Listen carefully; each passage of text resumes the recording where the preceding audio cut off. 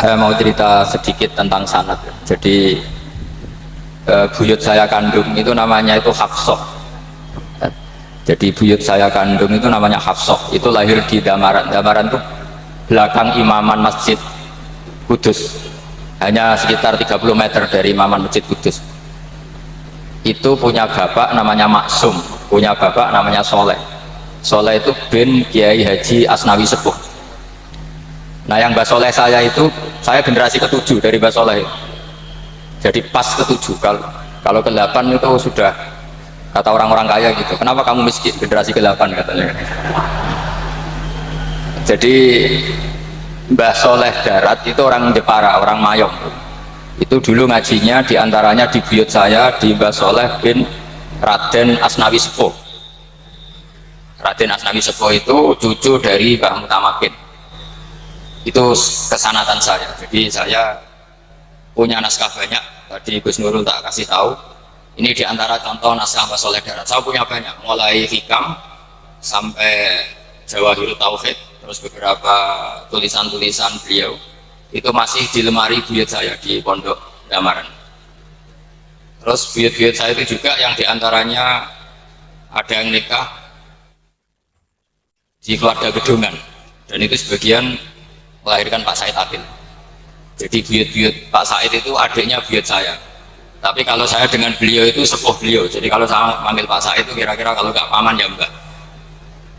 Kenapa saya cerita ini? Karena diantara ikatan sanad itu dzurriyatam ba'duha min ba'd. Ada keterikatan cara berpikir berdasar sanad. Tadi seperti yang dikatakan moderator, laulal isnadu laqala man sa'a ma sa'a. Andai kan tidak ada sanad, maka orang akan berpikir agama sesuai maunya. Dan itu bahaya sekali, karena agama ini riwayat seperti tadi yang dikatakan inna hadzal ilma dinun fanzuru amman ta'khuduna dinakum. Saya punya sekian contoh cara berpikir sanad dan cara berpikir rasional. Di akhir Ihya itu ada cerita tentang rojak, dan ini pasti di luar dugaan sampai, karena sanad itu cara berpikir itu ya ikut saja. Yaitu ada dua orang ahli neraka dipanggil Allah dalam keadaan di borgol, ditanya sama Allah, enak di neraka? Jawabannya pemuda itu ya, wah Gusti ya, di neraka kok enak? Jelas gak enak. Ya sudah, kamu kembali lagi ke neraka. Dugaan kita kan pasti anak ini nggak mau, ternyata enggak, dia lari sekenceng-kencengnya menuju neraka, semangatnya Masya Allah. Makanya ini sekaligus ijazah, kalau disuruh masuk neraka yang apa? Semangat. Oh itu Tuhan akhirnya tanya, loh kamu tak suruh ke neraka kok semangat? Gusti saya ini sudah kapok, ketika di dunia kalau dengan nyuruh sholat saya lelet, dengan menyuruh kebaikan saya lelet, sebagai bentuk kapok saya, dengan menyuruh saya ke neraka saya semangat, supaya saya nurut, barokahnya semangat menuju neraka, ya sudah di surga saja. Ya, makanya ini nanti kalau kamu disuruh masuk neraka yang apa? Semangat. Karena kita di dunia itu ada di akhir Ihya. Artinya itu kan di luar dugaan kita, cara berpikir seperti itu di luar dugaan kita. Akhirnya dia jadi ahli jannah. Cerita kedua ya masih di bab yang sama. Yang satu disuruh enak di neraka, ya enggak Gusti, sudah kembali lagi ke neraka. Si orang ini tolak itu. Terus ditanya sama Allah, kenapa tolak? Ya Allah, ketika engkau memanggil kami ke surga, saya tidak pernah ngira kalau akan engkau kembalikan lagi ke neraka. Ya sudah, kamu di surga saya karena husnudzon sama saya. Ini berarti ada dua sanad. Lucunya sama-sama benar. Yang semangat ya benar, yang lelet juga benar. Maka kamu punya dua pilihan. Nanti kalau disuruh masuk neraka, bisa semangat, bisa apa? Lelet. Dan semuanya nanti di surga. Artinya begini, sanad itu apa ya? Enggak yang kita duga. Makanya saya mohon siapapun yang mencintai agama ini harus banyak baca. Jangan nuruti emosi, kemudian emosi itu di atas namakan agama. Di Sahih Muslim itu ada cerita, ini termasuk hadis pegangan kan Sahih dan Bukhari Muslim. Itu ada cerita seorang sujud sama Allah itu kan banget baiknya, sangat baik. Kemudian yang sujud ini diinjek oleh pemuda yang nakal. Diinjek. Ketika diinjek, yang sujud spontan ngomong begini. Fa wallahi la yaghfiru Allahu laka. Demi Allah, Allah tidak akan maafkan kamu. Di luar dugaan, tentu kalau nggak ada sanad, omongan ini normal karena nginjek orang apa? Sujud. Tapi di luar dugaan, Allah mewahyukan ke Nabi di zaman itu, disuruh bilang sama orang yang sujud itu, Allah ngendikan, "Mangdalladzi yata'alla 'alayya alla aghfira li fulan, faqad ghafartu lahu wa ahbattu amalah." Siapa yang mencatut nama saya bahwa saya tidak bisa memaafkan orang yang nginjek, Allah tersinggung karena namanya dicatut. Saya ini Tuhan, bisa menyiksa dan bisa mengampuni. Kenapa sifat saya jadi satu, hanya menyiksa? Sifat ampunan saya di mana? Itu kalau nggak sana tidak bisa. Saya ulang lagi, Allah itu apa? Zat yang bisa yaghfiru liman yasha wa yu'adzibu man yasha. Tapi orang yang sujud ini hanya mensifati Allah satu, yaitu Allah pasti menyiksa. Dan Allah tersinggung. Bagaimana mungkin saya Tuhan hanya berstatus bisa menyiksa, tidak bisa mengampuni? Akhirnya orang ini disalahkan, malah yang sujud tadi bilang ke orang itu, sujudnya saya hapus pahalanya, dan yang nginjek saya hapus dosa. Tapi ya bukan berarti terus kamu boleh nginjek orang sujud. Artinya gini loh, saya hanya memperkuat moderator tadi, berpikir agama itu berdasar sanad. Kalau nuruti emosi pasti kita akan setuju Allah tidak ngampuni yang menginjak. Tapi berdasar sanad, berapa orang yang dulu melukai Nabi, bahkan punya niat membunuh Nabi, akhirnya ditobati oleh Allah Subhanahu wa Ta'ala. Siapa yang nggak tahu cerita Suraqah, orang yang niatnya membunuh Nabi, ditobati Allah? Siapa yang nggak tahu cerita Khalid bin Walid, orang yang punya konsep untuk mengalahkan Nabi di perang Uhud, juga akhirnya masuk Islam dan diampuni Allah. Banyak lagi tokoh kafir yang dulu musuhin Nabi, akhirnya ditobati oleh Allah. Sehingga ketika Nabi sangat marah ya dengan mereka yang kafir, malah ada ayat turun, laisa laka minal amri syai'un aw yatuba 'alaihim aw yu'adzib, bahwa wilayah mengampuni dan memaafkan itu wilayah Allah. Tentu kita secara syariat akan mengatakan yang injak itu salah, pasti itu. Kalau yang injak itu pasti salah, yang kafir pasti salah. Tapi jangan katakan kalau Allah tidak bisa menobati mereka. Lagi-lagi yang bisa mengertikan itu apa? Sanad. Kita ngaji di bab itu bahwa ada orang diinjak, ternyata Allah ketika yang sujud mengatakan wallahi la yaghfiru laka, demi Allah, Allah tidak akan maafkan kamu.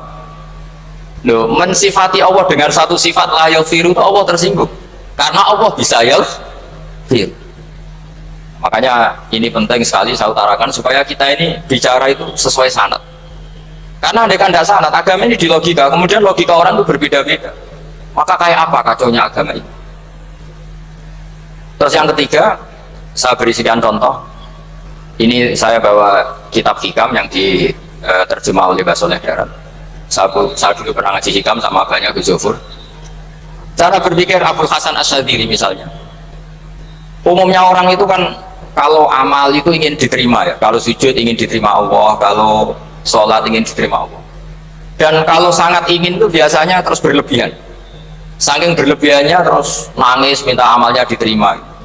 Tapi efek negatifnya gini, jangan-jangan nggak diterima. Lalu kalau nggak diterima gunanya apa? Ini buruk sekali kalau mulai tanya, sujud saya jangan-jangan nggak diterima, kalau nggak diterima gunanya apa? Itu menurut Abul Hasan Asyadzili itu pertanyaan dari setan. Bagaimana mungkin kita pernah menyesal atau menyesali sujud yang pernah kita lakukan untuk Allah Subhanahu wa Ta'ala? Wong dadi kawulane Allah, wis dikai bumi, dikai oksigen, dikai rezeki, tahu sujud, bareng dikasih tahu Jibril, sujud kamu nggak diterima. Wah, getun aku sujud be Allah. Masa sujud sama Allah getun? Maka kata Abdul Hasan Asyadzili begini, kafa bika jazaan an radiyaka laka ahlan. Cukup sebagai balasan dari Allah yang luar biasa, kamu ditakdir sujud. Boy, keren.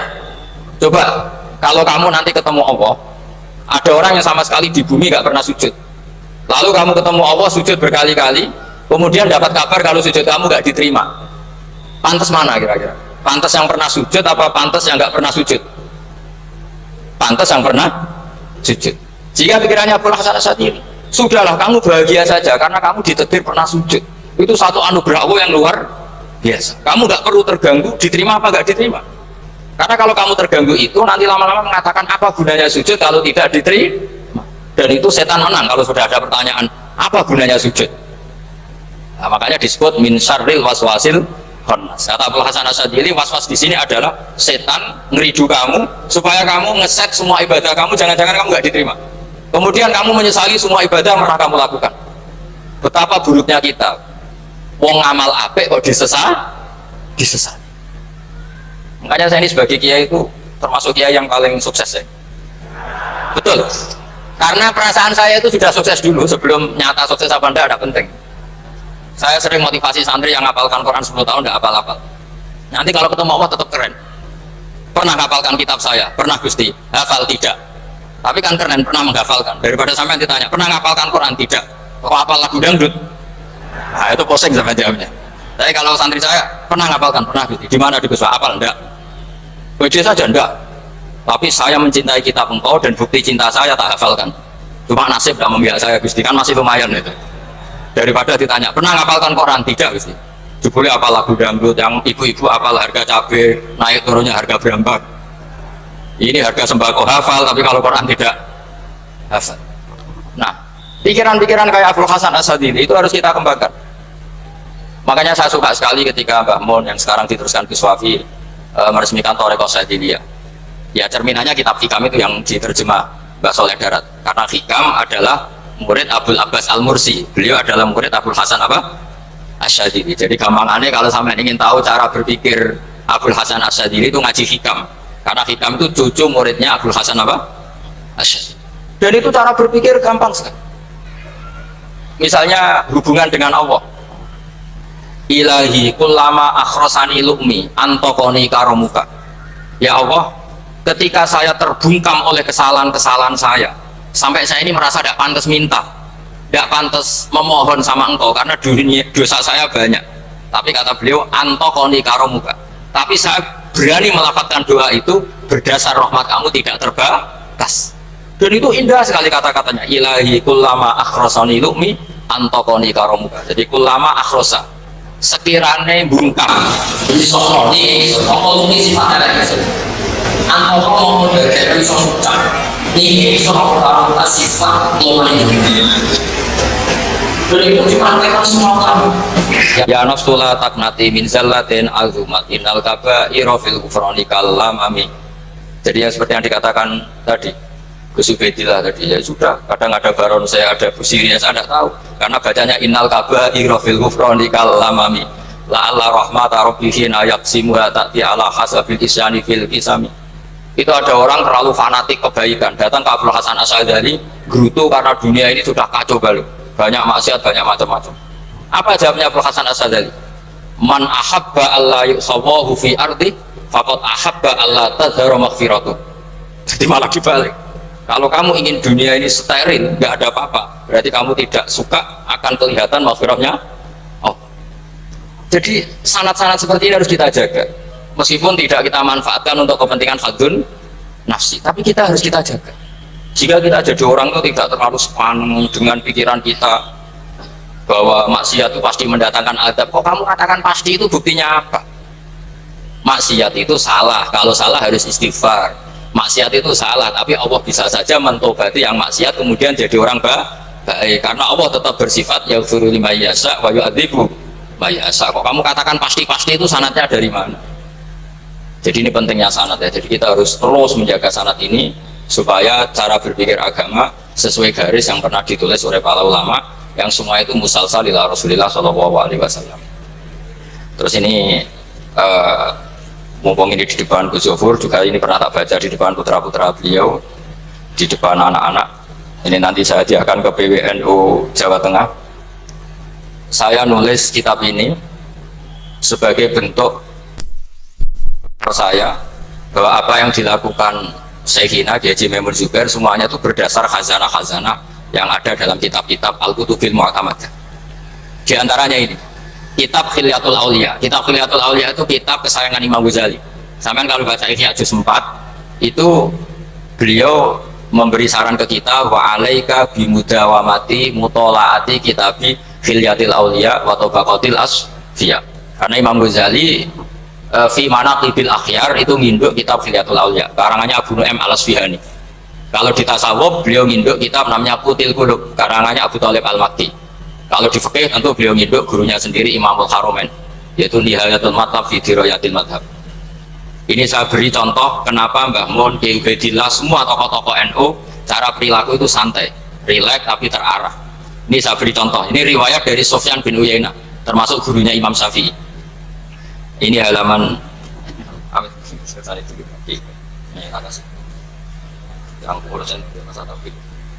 halaman 24. Ya, ini di halaman 24 saya terangkan. An Sufyan bin Uyainah, kana Isa wa Yahya alaihi wassalam ya'tiyanil qaryata fayas'alu Isa an syirari ahliha wa yas'alu Yahya an khiyari ahliha. Faqala lahu Yahya, lima tanzilu ala syirarin nas? Qala innama ana tabibun udawil mardo. Ini di juz 7 halaman 323. Jadi mulai dulu ulama itu ada yang fokus ngelola orang-orang soleh, tapi ada juga yang mendokteri orang-orang yang macam-macam. Nabi Isa itu kalau di satu daerah tanya, di sini yang orang nakal-nakal di mana? Oh, di situ. Terus beliau ke situ. Ditanya Nabi Yahya, kenapa ke situ? Saya ini nabi. Nabi itu biman zilati tabib. Saya ini ibarat dokter. Tentu dokter itu yang menyembuhkan orang-orang yang sakit. Jika kiai-kiai kita tuh ya kancanan orang soleh yang mau, bina orang fasik yang mau. Nah, yang nggak boleh itu yang potensi katut fasik, itu nggak boleh. Jadi apa ya, supaya kita itu melihat sesuatu itu tidak sudon, kiai kok berteman orang fasik. Saya berkali-kali bilang berteman orang fasik itu haram. Tapi kalau dibalik pertanyaannya, membina orang fasik hukumnya gimana? Baik, bisa membina kalau berteman, ya sudah dibolak-balik gitu. Tapi kalau dibalik, berteman orang fasik menjadi fasik, ya jangan berteman kalau buatnya masih seperti itu. Ya terus saya teruskan ya. Sayyidina Umar itu terkenal orang yang sangat keras. Sayyidina Abu Bakar terkenal orang yang lainal janib, orang yang sangat santun, sangat sopan. Tapi anehnya ketika Abu Bakar mau wafat, itu khilafah atau khalifah itu diwasiatkan supaya yang mimpin itu Umar. Padahal orangnya sangat keras. Tapi yang jarang diketahui publik adalah ngiranya Umar keras itu wataknya. Ternyata enggak. Di sini diterangkan Umar wataknya itu sebetulnya bisa memilih keras atau halus. Ini saya baca ya di halaman 25. Beliau ditanya oleh Abdurrahman bin Auf. Terus beliau menjawab, ya Abdurrahman, wallahi laqad intu linnasi hatta khasyitu wa fil lain. Tsumma stadatu alaihim hatta khasyitu wa fis siddah. Fa'inal makhraj. Terus di sini saya terjemah, saya saat lunak juga takut sebab lunak bisa dianggap pembiaran, tapi saya juga takut Allah saat keras, sebab keras jangan-jangan termasuk tanfir, orang lari dari kebenaran. Ya misalnya gini, sampean punya anak, putri atau punya ponakan pacaran, datang ke kamu sama cowoknya, kalau kamu lunak pasti ponakan kamu ngira mau Pak D gak apa-apa, padahal Pak D saya itu kiai, ternyata saya gak ditegur. Lunak itu punya akibat dianggap pembiaran terhadap maksiat ya. Tapi kalau kamu keras, wah nanti gongus tak wantemi watu, kan gak pernah ke kamu, bagaimana bina wong sowan saja gak berani. Artinya efeknya sama, terlalu lunak ya punya efek tidak bisa bina, terlalu keras juga punya efek tidak bisa bina. Maka kata Sayyidina Umar, fawallahi laqad lintu linnas hatta khasyitu wa fil lain. Hanya saat bersikap lunak saya takut Allah, karena lunak bisa dianggap pembiaran terhadap maksiat. Summa statatu alaihim hatta khasyitu wa fi siddah. Ketika keras saya juga takut, karena kalau terlalu keras bisa tanfir, bisa orang lari dari kiai, dari lagi orang soleh. Makanya dalam guyonan-guyonan ulama itu ada preman jagongan di orang-orang fasik. Ditanya, kenapa kamu jagongan sama orang fasik? Kenapa ada jagongan sama orang soleh? Habis orang solehnya marah-marah terus. Lah ini ramah, makanya saya milih yang ramah saja gitu. Itu meskipun guyonan tapi pelajaran bagi kita, karena ya memang Quran seperti itu, walaupun tanpa ghalidul qalbi lan faddu min haulik fa bima rahmatin minallahi linta lahum, harusnya itu. Jadi apa ya, nah ini kalau nggak ada sanad nggak bisa, pasti kita berpikir sesuai keinginan kita. Maka ada ancaman yang keras, man fassarul Qur'an bi ra'yihi falyatabawa maq'adahu minan. Jadi saya mohon sanad-sanad seperti ini kayak yang dikatakan Umar tadi, wallahi laqad lintu linnas hatta khasyitu wa fil lain tsumma stadatu alaihim hatta khasyitu wa fis siddah. Jadi kita akui bahwa dalam lunak juga ada sekian problem, dalam keras juga ada sekian problem. Terus kita bikin satu metode, satu manhaj yang kira-kira ya sa'iqal lisyaribin, atau yang lebih dikenal dengan Islam wasatiyah. Ada tawazun, ada tasamu, ada macam-macam. Ya, saya kira demikian. Assalamualaikum warahmatullahi wabarakatuh.